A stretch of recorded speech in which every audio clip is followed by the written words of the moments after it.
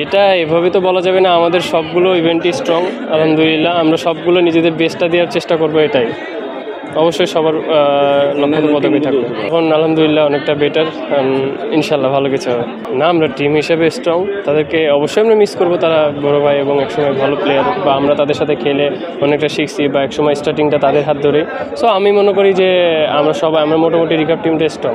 দেখেন, আপনি যেটা বলতেছেন যে অলিম্পিয়ানরা আসবে, ঠিক আছে, তারা অলিম্পিক মেডেলিস্ট, বাট আমরা ওয়ার্ল্ড কাপ, ওয়ার্ল্ড চ্যাম্পিয়নশিপে তাদের সাথে ফাইট দিয়েছি, হয়তো বা ওরকমভাবে পাই না, বা অনেক সময় অনেক টাইটের অবস্থা হয়ে থাকে। সো আমরা ওটাকে এখন এড়িয়ে যাওয়ার চেষ্টা করবো এবং ওদেরকে বিট করার চেষ্টা করবো ইনশাআল্লাহ। যাচ্ছে অবশ্যই আমরা, যেহেতু এটা এশিয়ার সবচেয়ে বড় গেম, সো আমরা ওভাবে প্রিপারেশন নিয়েছি। কোচ আমাদেরকে লাস্ট উইক বলেন 2-3টা সপ্তাহ অনেক হার্ডওয়ার্ক করেছে এবং গেম শিডিউল অনুযায়ী প্র্যাকটিস করেছে। তো আমরা আশাবাদী ইনশাআল্লাহ।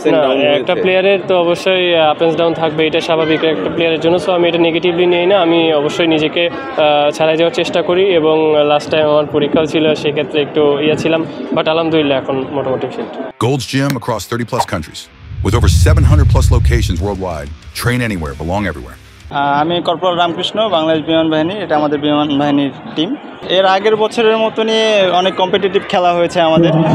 তো এর আগের বছর ছোট ছোট ভুলের কারণে আমরা রানার্স আপ হয়েছি। এবার ওই ভুলগুলি আমরা প্র্যাকটিসের মাধ্যমে ঠিক করে আমরা এখানে আমাদের পারফরমেন্সটা দেখাতে পারছি, বিধায় আমরা এখানে চ্যাম্পিয়ন ট্রফিটা জিততে পেরেছি। আর নর্মালি আমরা ওদের সাথে প্র্যাকটিসেও আমরা সবাই একসাথে প্র্যাকটিস করি। সো আমরা মনে করি যে আমাদের লেভেল এর আগের বছরের তুলনায় আমাদের দুই টিমেরই স্কোরের লেভেল অনেক আপ হয়েছে এবং খেলাটা অনেক কম্পিটিটিভ হয়েছে। এটা তো টিম ইভেন্ট, সো এখানে টিমের স্কোরটাই করে, ইন্ডিভিজুয়ালি কেউ আমরা এখানে স্কোর কাউন্ট করি না। আমরা 2 জন এশিয়ান আর্চারি চ্যাম্পিয়নশিপে পার্টিসিপেট করব, আমরা মেইন টিমে আছি। এটা আসলে আমরা সবার বরাবরই আমাদের রিকার্ভ ছেলে টিমটা হচ্ছে যে টিমের যে একটা অ্যাচিভমেন্টের বিষয়ে আমরা ফোকাস দিই বরাবরই সবসময়।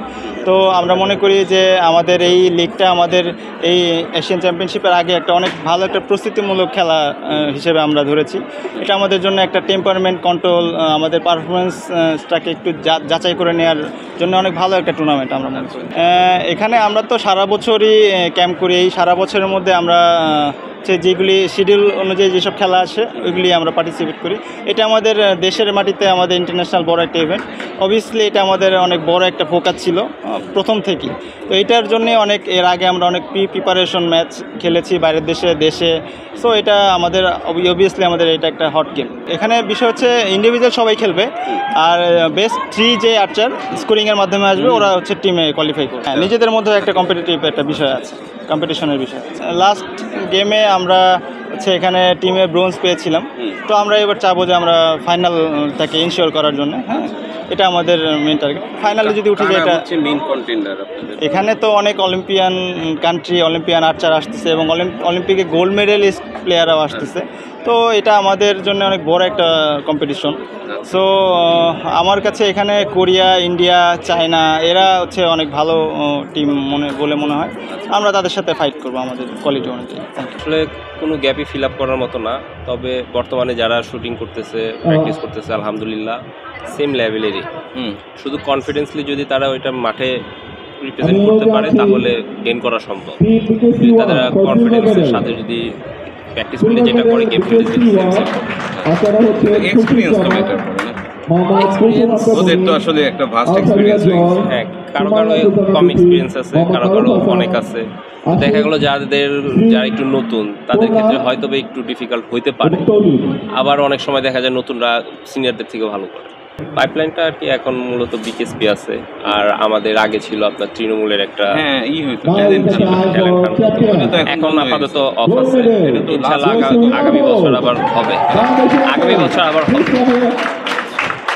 আপাতত বিকেএসপি থেকে আর কি এবার নাই, আর এবার আছে উনি টিমের সাথে এখনো আছে। তো আসছে আজকেই আসছে।